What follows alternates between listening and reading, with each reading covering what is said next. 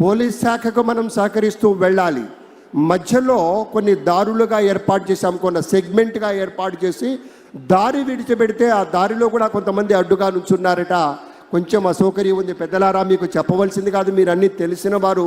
దయచేసి ఆ దారిని విడిచిపెట్టి మిగతా ప్రాంతంలో మీరు కూర్చోండి, కార్యక్రమాన్ని చూడండి అనేటువంటి మాట మీతో మనవి చేస్తూ, ఏళ్ల తరబడి ఎదురు చూసినటువంటి ఒకానొక విశేషానికి ఫలితంగా సమాజ చలనాలకు దర్పణంలా ఒక సత్య దీక్షతోటి, సత్యానుశీలనతోటి ఒక దివ్య స్వప్నం అలా టీవీలో కనపడితే చాలు, ఒక్కసారి మనం ఎన్నుకున్నటువంటి నేతలు అలా కనపడితే చాలు, జనమంతా తమ యొక్క చేతుల్లో ఉన్నటువంటి ఆ వివిధ పతాకాలతోటి అద్భుతమైనటువంటి రీతిలో అనుభూతి చెందుతూ స్వాగతం చెప్తూ ఉన్నారు.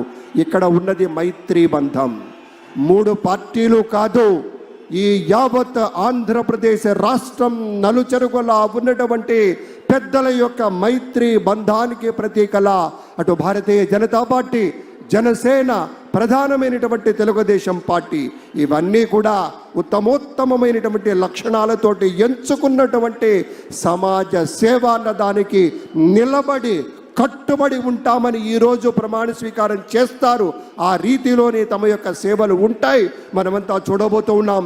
ఒక నిర్మలమైనటువంటి మనస్సుతోటి, ఒక స్పష్టత కలిగినటువంటి అధికారిగా మన చంద్రబాబు నాయుడు గారి విజన్ గురించి యావత్ ప్రపంచ నేతలే గొప్పగా చెప్తారు.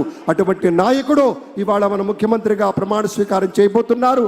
ఈ ఎడమ వైపు ఉన్నటువంటి పెద్దలంతా కూడాను మంత్రులుగా ప్రమాణ స్వీకారం చేయబోతున్నారనేటువంటి మాటను కూడా మీతో పంచుకుంటూ ఉన్నాం.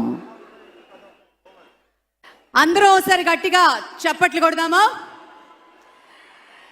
ఈ చప్పట్లు మన గుండె చప్పుడు అని ప్రత్యేకంగా చెప్పి తీరాలి. ప్రత్యక్షంగా వీక్షిస్తున్న వారు, పరోక్షంగా ప్రపంచ వ్యాప్తంగా ఈ కార్యక్రమాన్ని వీక్షిస్తున్న ప్రతి తెలుగు వారికి మన గుండె చప్పుడు వినే విధంగా, వినిపించే విధంగా కొడదాం. ఏది ఒకసారి గట్టిగా చెప్పండి. జై శ్రీ చంద్రబాబు నాయుడు, జై శ్రీ పవన్ కళ్యాణ్, జై శ్రీ నరేంద్ర మోదీ. అద్భుత అద్భుత. ప్రజలు పెట్టుకున్న విశ్వాసాన్ని నిలబెట్టుకుంటూ శ్రీ నారా చంద్రబాబు నాయుడు గారు వేసే అడుగులు ఈసారి మరింత బలంగా ఉండబోతున్నాయి. ఈ ఎన్నికల్లో పేద ప్రజల సంక్షేమం ఒకవైపు, యువత ఆకాంక్షలు, అభివృద్ధి మరోవైపు అంటూ ఆయన సమర నినాదం చేశారు. అందుకే